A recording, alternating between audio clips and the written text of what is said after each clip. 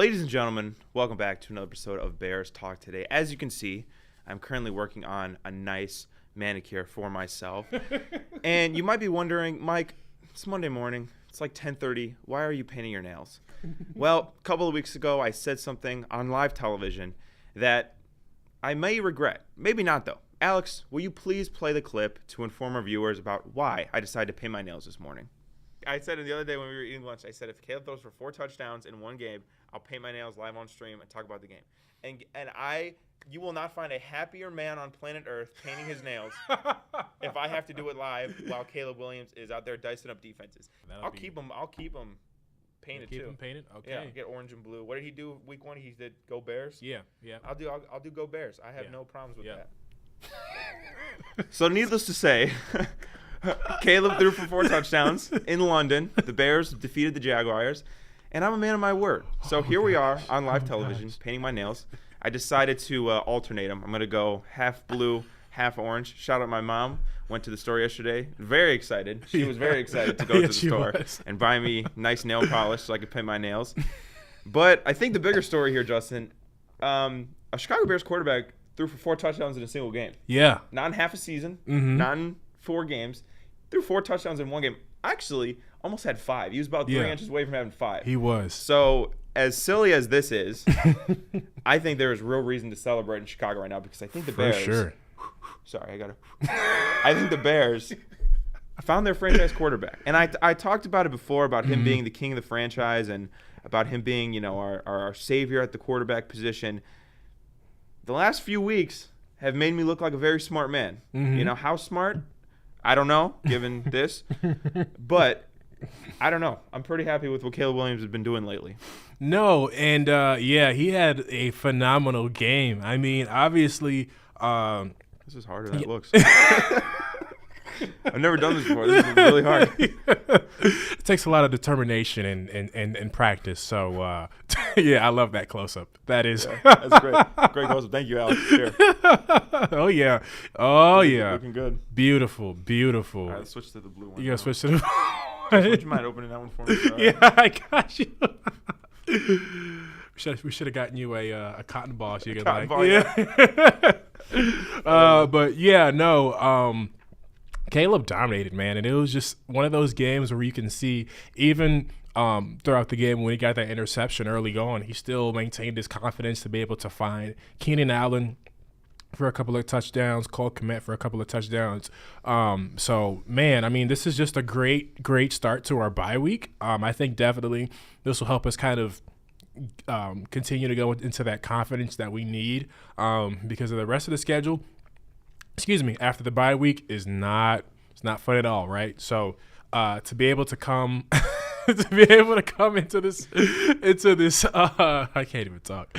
To be able to come into the first couple of games of the season, over 500, 4-2 is a great start. What's so funny?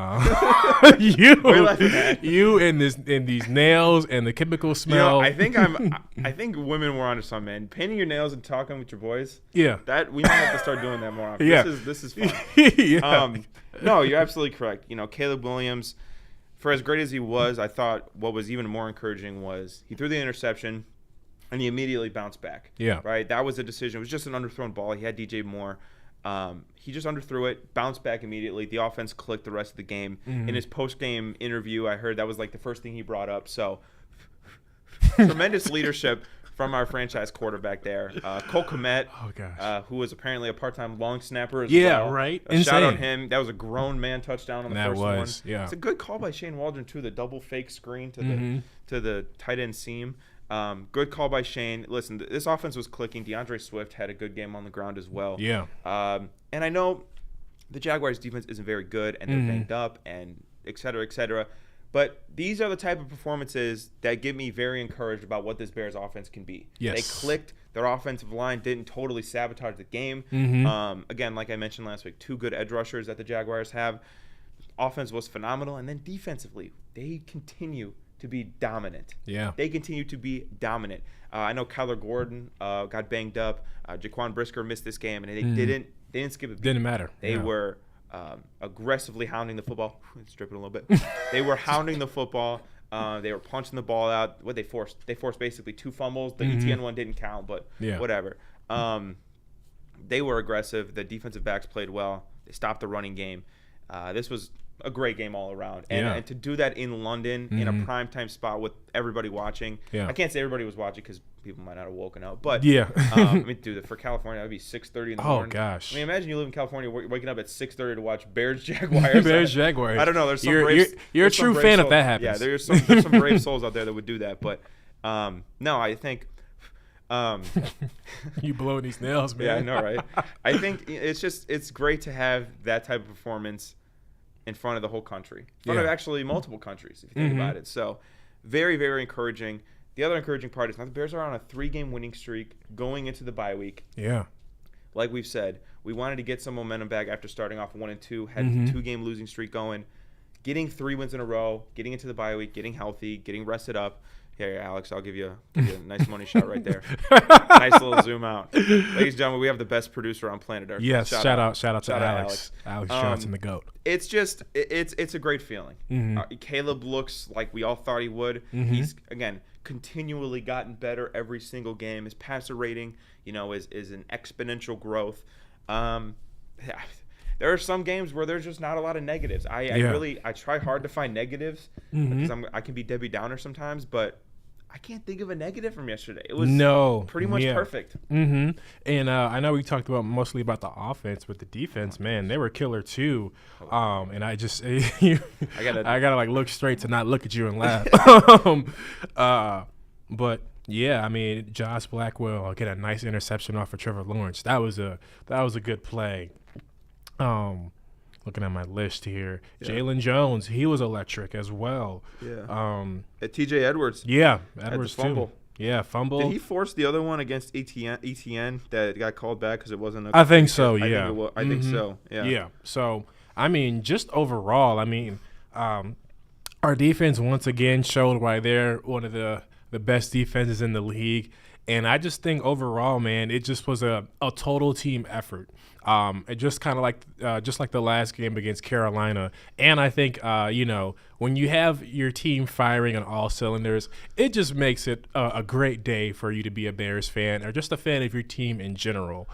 So shout out both to the offenses and defenses of this game. You guys killed it. And to go into our next question, which we can both answer, do you think this was the best overall game coached by Shane Waldron and Matt Eberflus? Yeah, actually I do. I think one of the things about Shane Waldron that he wasn't doing early on in the year was he wasn't coming out of the gate with a 15-play script, which is what most coaches across all levels do. Shane Waldron decided against doing that. Now, I think that just hearing what the players had to say about that, guys like DJ Moore, guys like Keenan Allen, they kind of missed that element of the offense. They missed the structured beginning of the game. And he adopted that, and he came out, they said he came out this week. They had the 15-play script. And while their offense wasn't good out of the gate, I thought it kind of allowed them to ease into the game a little bit. Yeah. Kind of, it's an international environment. Their body schedule was all messed up because of the flight and everything. I thought this just allowed him to ease in. Oh, I messed that one up really bad. I thought it just allowed him to ease into the game a little bit. And then there was some creative play calls later on in the game. You know what I'm saying? There was the double fake screen pass to Cole Kmet. There were some nice rollouts designed for Caleb Williams. So overall, maybe I got me feeling some type of way. I got my nails done. I feel good. But, I don't know. I was pretty happy with Shane Waldron yesterday. And then, of course, Matt Eberflus didn't call any dumb challenges. No. Not that he really needed to manage the clock well, but didn't mismanage the clock. And his defense dominated. So overall, great coaching job yesterday from both Waldron and Matt Eberflus. And then I want to just say one other thing before we get into the questions. I'm not going to pick up my paper until your nails dry. Until my nails dry. I got a couple more to do. I'm almost done. Don't worry. I just want to say, I want to continue to point out the fact that this defense is legit. And again, the Jaguars, they had their own miscues. I know Travis Etienne was out for the majority of the game with his hamstring/shoulder injury, and Gabe Davis couldn't catch a ball to save his life. I get all of those things, and they self-destructed, no doubt about it. Right. And Doug Peterson is getting fired sooner rather than later. But I just want to reinforce the fact that I think it's very encouraging to go out and dominate like that. Yeah. You know, the Jaguars scored in garbage time. Realistically, the Bears won this game by like 4 scores, which if you're able to do that, I think consistently, that's pretty much exactly what they did against Carolina last week. Yeah. It's going to be rough. I'm not but no, I just want to say good teams take care of business against the bad teams. They do. And, you know, when you see teams that maybe are kind of on fraud watch, that's when they struggle with the Panthers or the Jaguars of the world. So I just want to, spread some optimism on this fine Monday morning. It's a good day to be alive. You know what I'm saying? Good day to be alive. It's a good day to be a Chicago Bears fan. It sure is. We got a quarterback. We got a defense. You know what I'm saying? So definitely.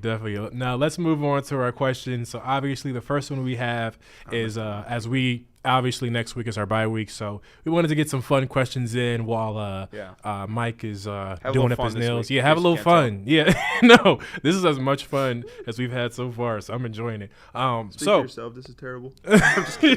He's gonna go home and like scratch it off with nail polish later. No, listen. I'll keep it for the week. Okay. Caleb has he's done enough good work for me to walk around like this all week. Yeah. And I think all I'm missing now is the pink phone case. Yeah. And then I got the Caleb Williams fit down pretty good. You do. Yeah. I do. So yeah. Maybe we'll maybe this will be my new style. Maybe game weeks I'll rock I don't know. I've never really had my nails painted before, so I guess we'll see how girly pop I feel. There's a first for everything, right? Yeah, right. So getting into question 1. What grade would you give Caleb Williams so far this season? Well, early on, if you ask me, I'd probably give him a C. The game was kind of slow, and the game was kind of fast for him. He was making some poor decisions. He wasn't getting the ball quick. The last 3 weeks, he has improved tremendously. Yeah. He has been decisive. He's been accurate. He has, I think, had a better understanding of what the defenses are doing to him. And I think if we really look at it, the only game where he looked bad was against the Houston Texans, whose defense is really, really good. Against Indy, he showed signs, and then against the Rams, Colts, and Panthers, he looked good, and then obviously against the Jaguars, he looked really good. So we're talking about Caleb Williams taking tremendous steps up. I would, so far in this year, give him a B+ to an A-. Okay. I think, again, there's some heavy lifting from yesterday. Yeah. Yesterday was A+. Yeah, for sure. But I want to continue to see improvement, and I want to see it against some really good defenses. Yeah. Because I'm not calling what he's doing, fraud, or I'm not saying he's not good. But, let's see it against the Minnesota Vikings defense. Yeah. Let's see it against the 49ers. Let's see you do it in Green Bay. Like, that'll be what gets you an A, in my opinion. Yeah. But for right now, he's been everything I thought he would be the first 6 weeks. And to me, that's a B+ to maybe A-. But again, solid A. Yeah. Do it against those other teams later on in the year. Yeah, and I kind of have a similar grade, right? No, you're good. Now I know why girls always do that. They're always trying to show off their nails. They're showing off their nails a little bit. Yeah. Yeah, and I would give Caleb Williams a B+ too. I just think overall he's had a pretty electric season. Now I think definitely if he would have gotten wins over the Houston Texans and some better teams, I would have definitely given him an A+. But I think what he's doing is what we expected, right? He's a number 1 overall pick. A guy who was dominant in college.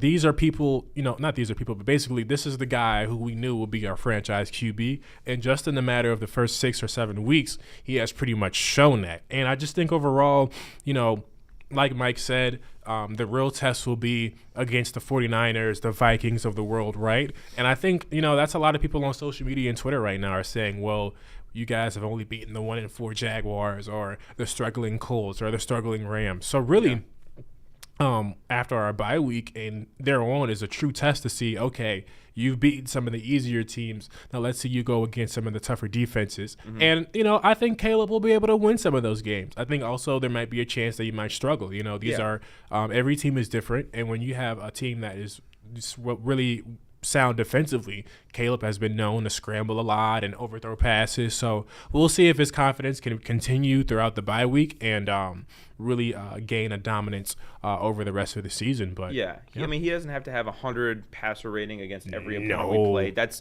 unrealistic. And to your point about people, saying on Twitter, oh, the 1-5 Rams, the 1-5 Panthers, you have to play who's on your schedule. The Bears had a little bit of a softer schedule early on in the year, minus, of course, the Houston Texans.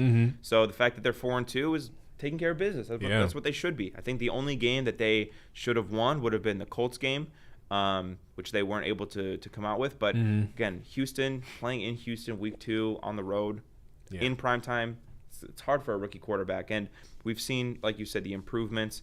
I'm not expecting him to be lights out every single game, every single week. There'll be games where he struggles, but I think what else we're going to see is how does he respond the week after a lot of those big struggles. Say, Brian Flores in that blitz, they kick his butt one week. Well, then the next week, does he, improve on his protections? Does he improve on getting the ball out quicker? That's the NFL. The NFL is all about adjustments. It's all about how can you respond to this adversity that certain teams are going to throw at you. So we'll continue to see that as the year goes on. But 6 games in, I'm pretty happy, Justin. I am pretty happy. No, I'm pretty happy too. And our next question kind of goes into the dominance of this team. Do you think that this defense is Super Bowl caliber? Yes. Okay. Absolutely. This defense is Super Bowl caliber. Now, offensively, I'm not going to go that far yet. Yeah. But defensively, this team has everything you want in a Super Bowl caliber defense. They have a good pass rush. Montez Sweat is a game wrecker. I think you have nice rotational pieces in DeMarcus Walker. Darrell Taylor can rush the passer. Dexter as well has been killing it from the interior. So they have the pass rush. Linebacking core, I think they have one of the best in the NFL in Trayvon Edmonds and TJ Edwards. And then in the defensive backfield, you have studs. Jalen Johnson's one of the best corners in the NFL. Yeah. Brisker has been a huge playmaker. Kyler Gordon's been nice. Tyreek Stevenson has his days, I'll say. Yeah. He has a few days where it's a little rough, but he is, I think, a solid player overall. And I think they're well coached. For as much crap that I've given to Matt Eberflus, the man knows defense. Yeah, he does know how to scheme defense. Now, could that be part of my criticism that maybe he's a coordinator and not a head coach? Could be the case. Maybe. But I don't think there's any denying that he does know defense. Yeah. He knows what he's doing, and he has a good scheme. And I think he's been in Chicago long enough to where he understands his players, he understands their strengths, he understands the scheme to where this defense is going to be good against a lot of really good teams. I mean, when we talked about Caleb's struggles against the Texans, the defense didn't struggle against the Texans. Right, The defense was awesome. So I think that was very encouraging. That was the only, I think, elite offense we've played so far this year. But no, I do think that this defense is Super Bowl caliber. Yeah. Chicago's no stranger to Super Bowl caliber defenses. Yeah. The problem has always been the offense. on the offensive side of the ball, right? Yeah. So I think that we are par for the course on some of the better Chicago defenses that we've had in a long time. And now the offense is kind of picking up the slack. Yeah. Who knows? Who knows? Yeah. No, so I mean, I agree with you, and just to give you some stats from FoxSports.com, What's so funny? the Bears, you like doing this every 5 seconds. Dude, it's I hilarious. get it now, okay? You get it. You get I'm why. trying to dry them off. I feel like they're still doing it a little bit. You get why the girls paint their nails now. No, I do. Okay. I do. Now I feel like I need to get my eyebrows done and my hair done. You might have to, man. You might have to do the whole ordeal. Yeah. Come in next episode, just looking fresh. I might look fresh. I will look fresh. Yeah. Oh gosh. But according to FoxSports.com, the Bears rank 7th and total defense, and they allow this year alone 294.8 yards a game. They've allowed 8 touchdowns, which is a really, really small number. 8 touchdowns in 6 games. That's incredible. That's incredible. That is incredible. Now it's funny because the number 1 team is the Tennessee Titans, which I don't know how. And then at passing yards.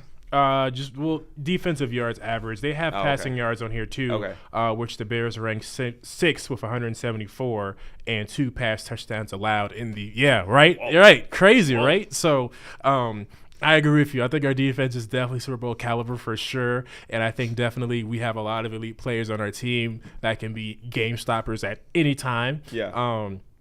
And just reading these stats are insane. I mean, weirdly enough, once again, the Titans rank 1st in both total defense. Underrated. It's very underrated, They're right? Solid. I thought that week 1, I was like, this defense looks pretty good. Yeah. Like, I know Caleb was his first game, but I was like, maybe this defense is pretty. I mean, they got guys. Although you see L'Jarius Senior should get absolutely babied by Michael Pittman. That was terrible. Oh, poor guy. He's gonna be on. That's gonna be a meme for generations. Oh, for sure. Yeah. But no, I agree with you. I think this team the defense is definitely Super Bowl caliber. I think they'll remain top 5 all season, and I can't wait to see where the defense takes us after the bye week. We're gonna move on to question 3 here, which is a little bit interesting. Do you think all 4 NFC North teams will make the playoffs? I saw a stat yesterday, Justin, that said the top 4 teams in the NFL in terms of point differential are all NFC North teams. Wow. That is Never been done in the history of the NFL. 6 weeks in. I shouldn't say history of the NFL, but I saw since the divisional merger in 2002, it's never been done. This division looks rock solid. The Lions absolutely kicked Dallas's butt yesterday on Jerry Jones's birthday, which is a birthday present. Nice cherry on top. Unfortunately, though, they did lose Aiden Hutchinson for the year. Yeah, that was so that tough. that's a big blow. Injury. That's a big blow for them. But I still think that they are going to be a Super Bowl caliber team. But losing their best defensive player is certainly a huge loss. Yeah. Green Bay looks very, very good with Jordan Love. They're a very well-coached team in Matt LaFleur. Yeah. And then, of course, the Vikings, who are one of the, I think, only 2 undefeated teams left in the NFL. Yeah, insane.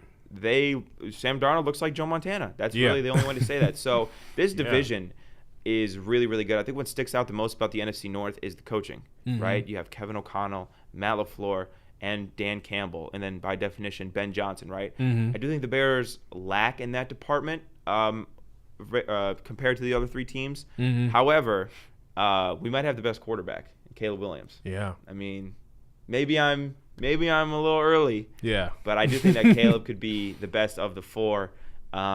So it's exciting. I think it's going to be a dogfight. I think the Bears – I don't think there's been one NFC North divisional game so far this year, which is really weird to me. Interesting, and I know that they've changed the schedule a little bit, but there hasn't been one NFC North divisional game except for I think the Packers and Vikings played. And the Vikings were able to squeak out of that. But, I mean, one divisional game in the first 6 weeks. So that's later on in the year, there's going to be a lot of divisional games. There's going to be – they call it like cannibalism within the division. They're going to be teams are going to be beating each other. But – given the NFC and given some of these other wildcard teams, I mean, Seattle has lost 3 straight. The Cowboys, they look bad. The Saints look like they've completely fallen back to earth. Yeah. The Buccaneers, they look good. So, I mean, I think that there's not a whole lot of great competition right now for these wildcard spots. Yeah. You could honestly make a strong case that all 3 NFC North teams that don't win the division could make the wild card round. And listen, I don't think it will happen necessarily. Yeah. But it's more likely than it probably should be. All 4 of these teams are pretty good now. Yeah. We have to see, injuries and teams are going to have tough matchups and everything, but I mean, I don't know, Justin. Yeah. You're not going to get a no from me. Yeah, no. And I mean, just to look at if the playoff, let's say if the playoffs ended today, which is crazy enough, we're technically on the bubble, right? We're not we're an AFC looking in. So I mean, definitely there's still a lot more games to be decided, but I feel like it could be a chance all 4 teams could make it. Crazy enough to say. Now, if you were to tell me that on our first episode, I'd be like, what are you talking about? This is you're crazy. Minnesota's 5-0. Minnesota's 5-0. Then did Kirk Cousins decide to come back to play for the Vikings or what? Because that's the only way that would happen. But Sam Darnold, we playing Madden? What's going on? Did Sam Darnold have like a epiphany over the offseason and decided to be really, really good? Yeah. I don't know, right?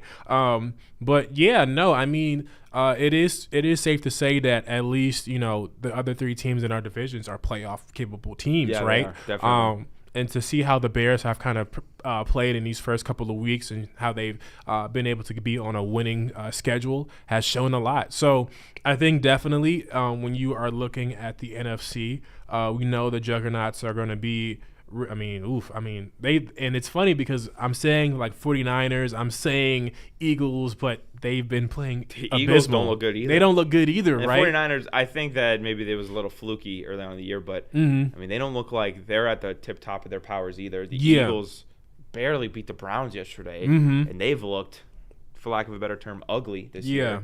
So I think the NFC is wide open. I think it is wide open. I agree. I don't think the NFC is as good as the AFC. No. And I think that, whoever wins a division is going to have a really whoever doesn't win the division, there's really good shot to make the playoffs as a wild card team. Yeah. So, it is wide open this year for sure.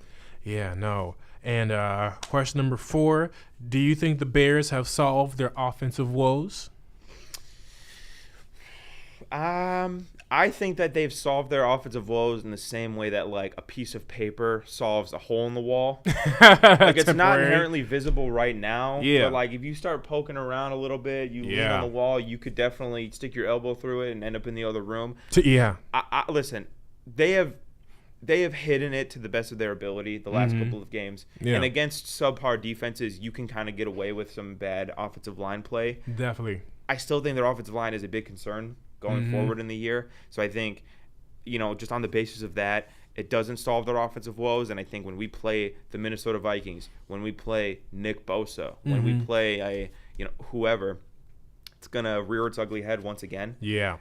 So I don't think that they're there yet. However, the more comfortable that Caleb Williams gets in this offense, the more he's going to know where his hot reads are, where his he's going to be able to read the defense and discern where to deliver the ball. So I think his mental process is improving, which will allow him to get the ball out quicker, which will allow the Bears' offensive line to be less visibly sabotaging, which will allow them to sabotage less, just kind of on a surface level. Yeah. But this offensive line does worry me. I don't know if we're going to be able to run the ball against a lot of these better run defenses. I'm not sold on DeAndre Swift yet.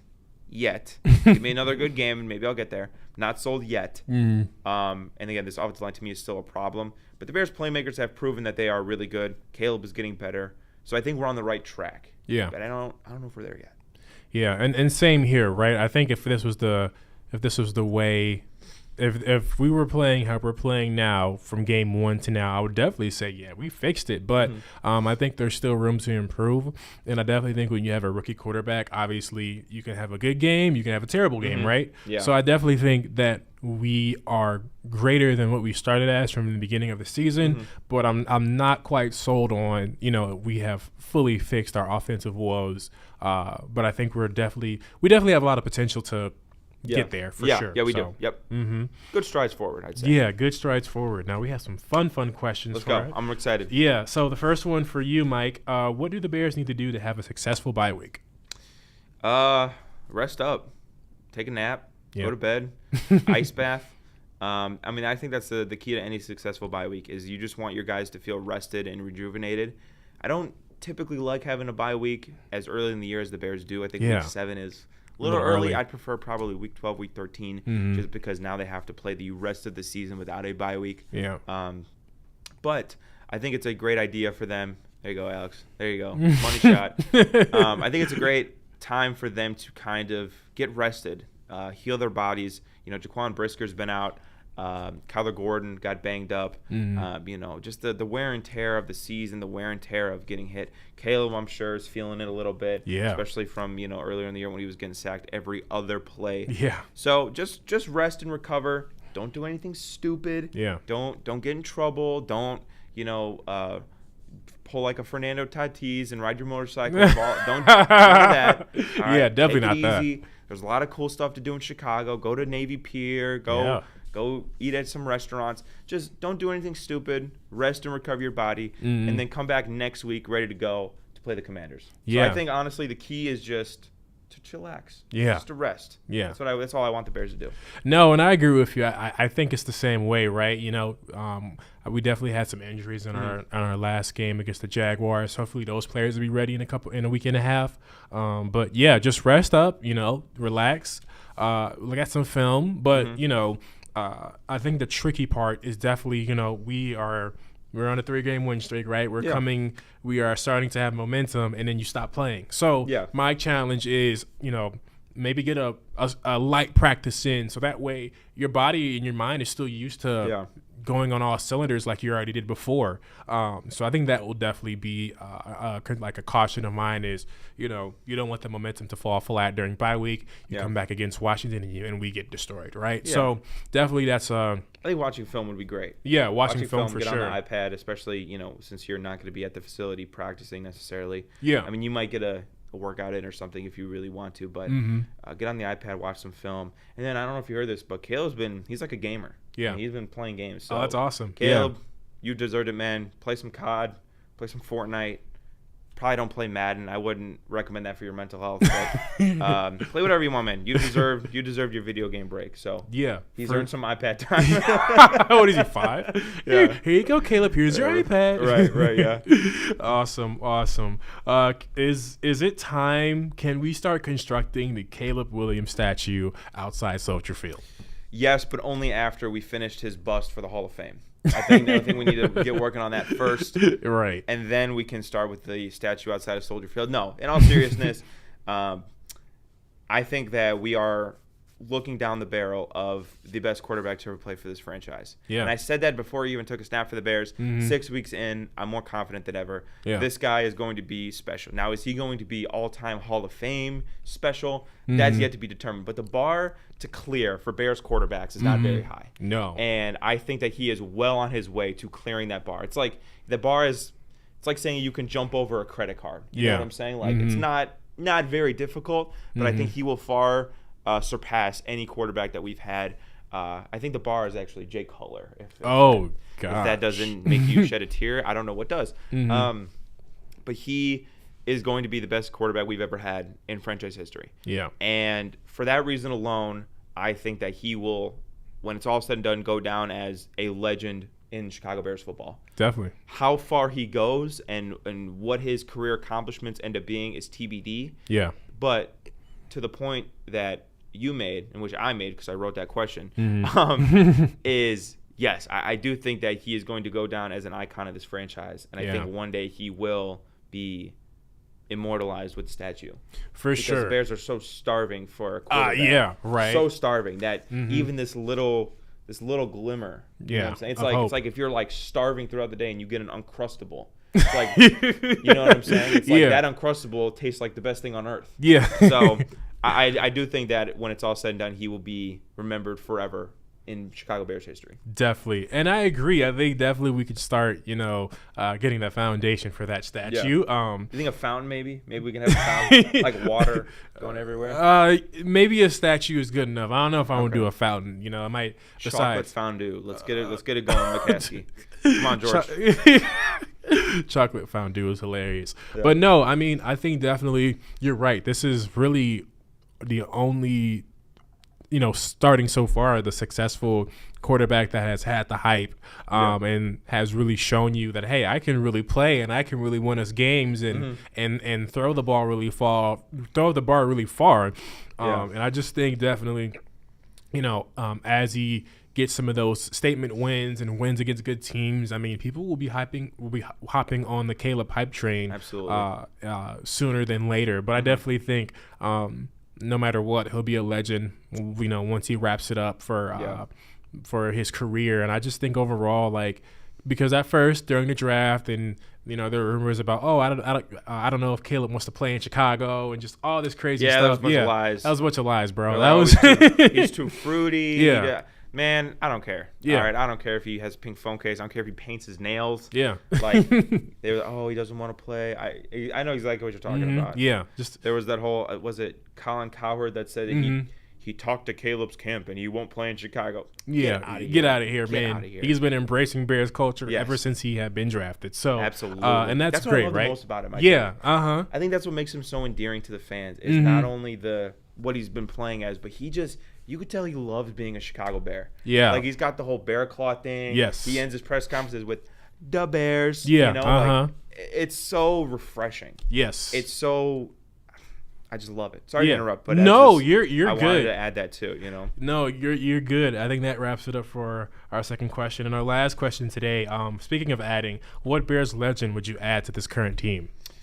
So the easy answer would be Walter Payton. Sure. Sweetness. The greatest running back ever. Yes, I said it. You could write it down. Yeah. And the Bears I don't think, have a very good running back in DeAndre Swift. So Walter Payton is the easy answer. Absolutely. And it's not a terrible answer. No, it's not. I am going to go maybe a little more deep cut. I'm going to pull out Charles Tillman. Ooh. I love Charles Tillman. He's one of my favorite Bears of all time. The patented peanut punch. Yeah. I think. And he was a member of so many great Bears defenses. I think that his veteran leadership, his shutdown ability, opposite of Jalen Johnson, so hard to pass the ball against the Bears. Yeah. The quarterbacks would be waiting in the pocket for 20 seconds for the trying receiver to find, to get open. And then by that time, Montez Sweat is in the backfield sacking him. Yeah. Charles Tillman would be such a great addition to this team. And then, again, just the added benefit of the turnovers. Corners these days, and I'm not saying this against the Bears, corners these days, they don't want to tackle. No. They're too pretty. They're too, They probably have their nails painted as well, half of them. And they don't want to go up to the line of scrimmage, be physical, fight off blocks, go in the backfield, sniff around. Yeah. That's why I give credit to guys like Devin Witherspoon, who really are physical at the cornerback position. Charles Tillman, he's a beast. He was. I mean, he was a beast.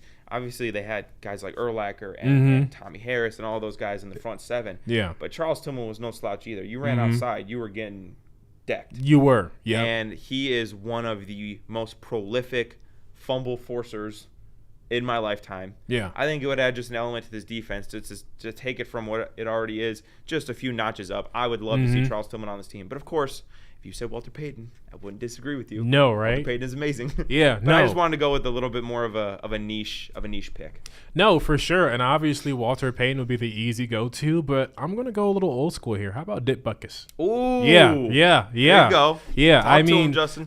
Listen, man. The way how he dominated in his career, I think if the Bears had that, we would be undefeated for the rest of the season. I don't care what team plays us. Yeah. I think we would be dominant in the defense for sure.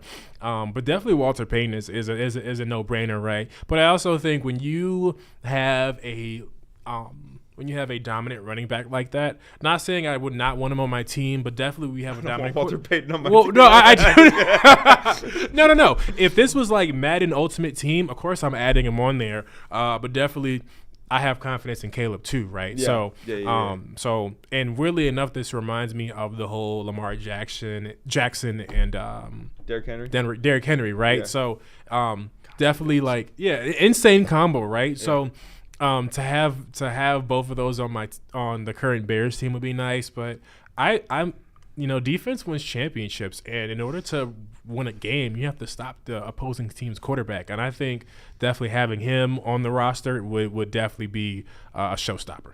I do. I love your pick for Dick Butkus. I would have one rebuttal. I think if Dick Butkus played today the way he played back in the 60s, he'd be thrown in prison. Yeah, he would be thrown in prison. He's like clotheslining dudes. Yeah, he's you're like right. Poking their eyes. Like he was playing